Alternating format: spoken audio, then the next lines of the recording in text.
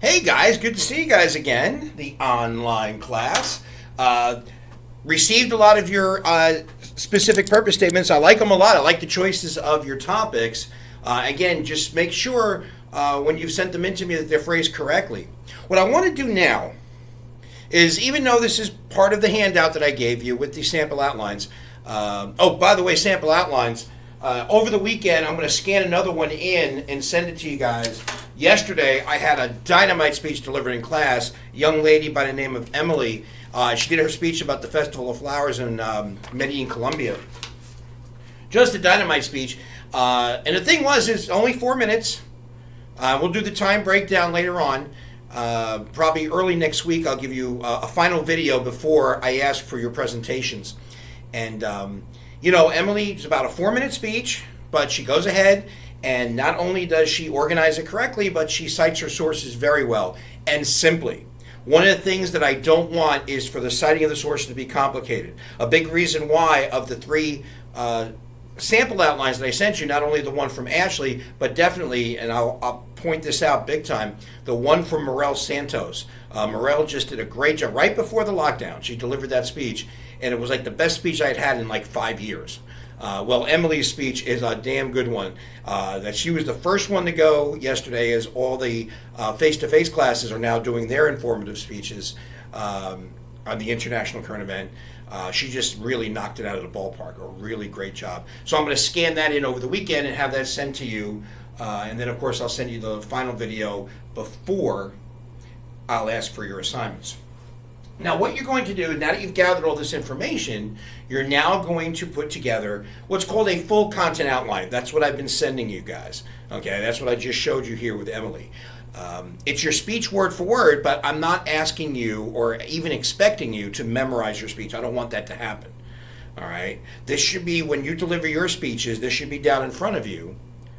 Okay? When you look into whatever camera you're using, and of course you should be standing. And I'll get into more detail about that with the last video, or early next week, before your presentations are going to be asked for. And you want something in front. I would say, one of the things I've had in the recent past doing these online courses is people just standing with not so much a desk, but even in your own dining room, or your parents' dining room, that you have your recording device set up on the dining room table, and you have right in front of you plenty of space to put your full content outline so that you can use it to rely on as you're delivering the speech. You still want to make that eye contact with me, but at least you have something, you can just glance down quickly, but then bring it here. All right. So now at the top of your outline, you're going to put your specific purpose statement. Spell check.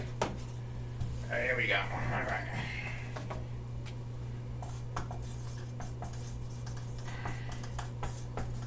Okay, so there's your specific purpose statement, and hopefully you're listening to me say it, because I know my grammar is not very good. My writing is not very good. All right, now you're not going to say your specific purpose statement, all right? But what you are going to begin your speech with is your introduction, all right? Now the introduction is the first part of your speech, and the thing that you will begin your speech with is the aptly named attention gainer. All right. An attention gainer is where you take about 35 or 40 seconds and introduce us and get us interested in the topic that you're going to be talking about. Now, there are several techniques that you could use, as you saw in the sample. The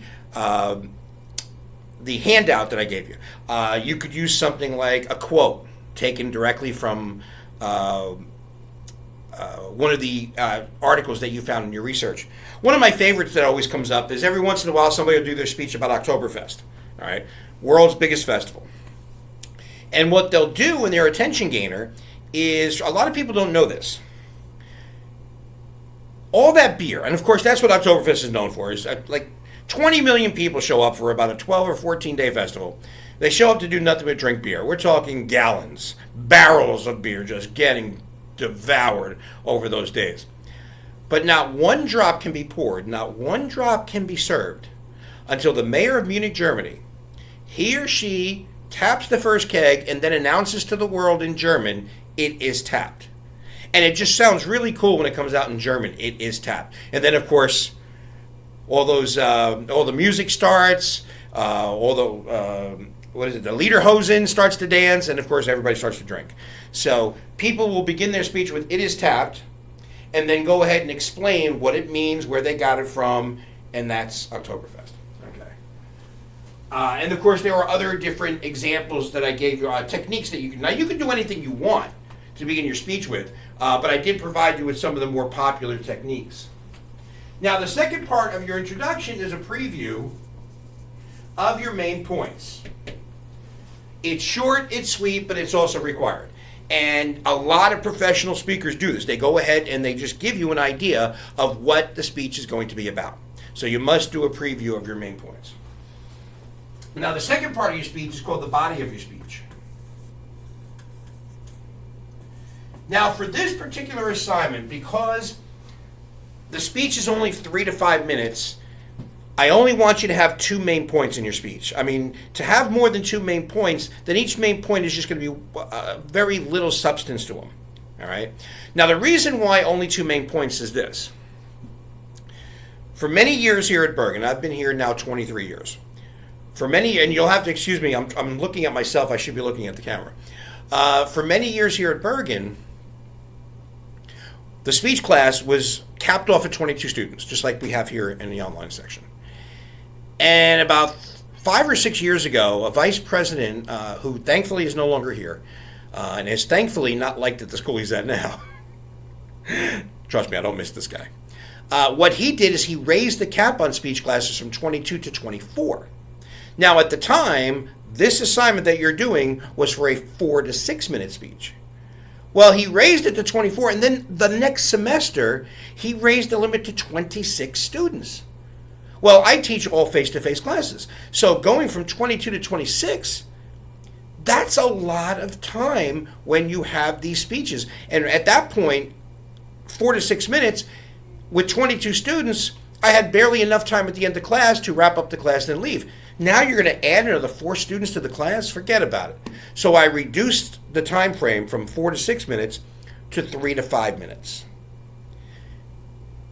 As that vice president left and a new vice president came in 2.5 years ago, right before the lockdown, this new vice president, of course, reduced us and kept us at 22. But I kept the time frame only because I did it as an experiment. That first semester after we got back to 22 students, I left a 3 to 5 minute time frame, and you know what? The speeches were really good. So I decided not to extend it, so it's no longer 4 to 6. Like, for example, if you look at the sample outline from Cecilia. Now, I send you the one from Cecilia to give you an idea of someone who was very nervous about delivering their speech. I mean, Cecilia had just come over here from Poland and had just finished the American language program. So this was her first assignment in English. And she was nervous as hell. But she decided, to take my advice, talked about something she had great knowledge of from back in her home country, and it was a great annual festival, current event, and she did a great job. But she had 3 main points because her speech was 4 to 6 minutes. But as you see from Ashley, but especially from Morel, they both only have 2 main points. So we want to stick with 2 main points. Now, depending on the outline format, will determine what goes into that body. For example, I want to hit on the 2 most popular, and they're all listed in your handout. But the 2 most popular are what we call time arrangement and topical format. Now, in a time arrangement format, it's kind of like giving some historical background, and then you talk about the current event. So, for example, let's say you are doing Oktoberfest. All right. You have to listen to my speech. My audience will know of the world's largest festival, Oktoberfest. Boom. There's your statement. So now, if I'm using the time arrangement format, my first main point,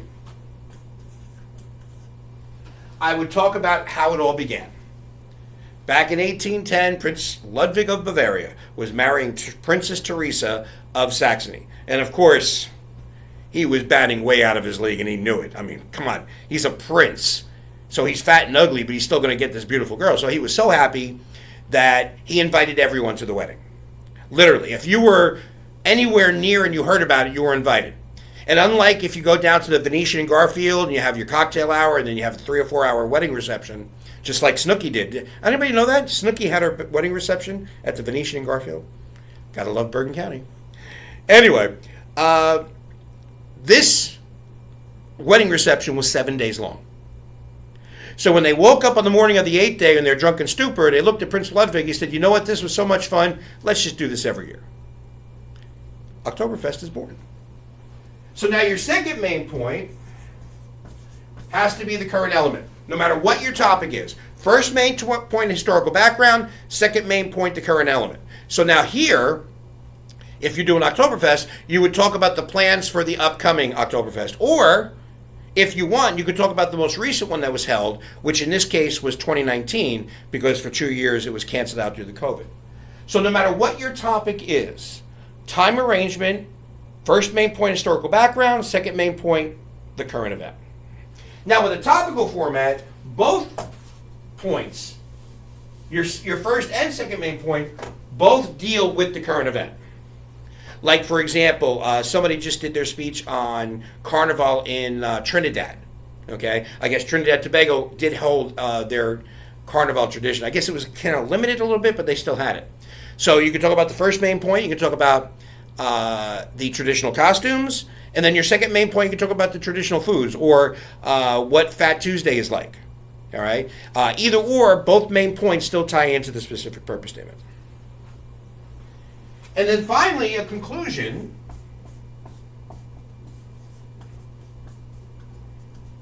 which includes first a review of your main points. Just give us a short 10-second recall of what your main points have been about or what your main points were. And then you provide some closure. Take about 20 or 25 seconds to provide some closure to your speech. All right?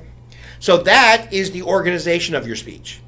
So a lot of you have done your research. You got at least 3 sources. All right? Take your research. Use the guides of the 3 sample outlines. Again, there's a reason why I sent you, especially the one by Ashley, but especially the one by Morel. I'm also going to send you the one by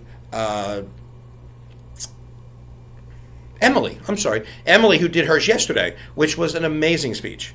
All right? And there's nothing spectacular. I think that the thing that makes it so amazing is that it's not spectacular. It's just doing the basic stuff. And that's all I really want you to do is just get the basic stuff out. All right? So, start putting your speeches together. Start organizing them. All right? Choose an outline format that fits yours the best. And then sometime, probably on Monday, I probably won't wait till Tuesday. I'll probably do it on Monday. I'll send out the final video where I talk about, the time breakdown and other different things that will wrap up. And then I will give you a time or a date when your speeches will be due. All right? So have a great weekend. Work on those speeches, online class. And we'll talk to you soon.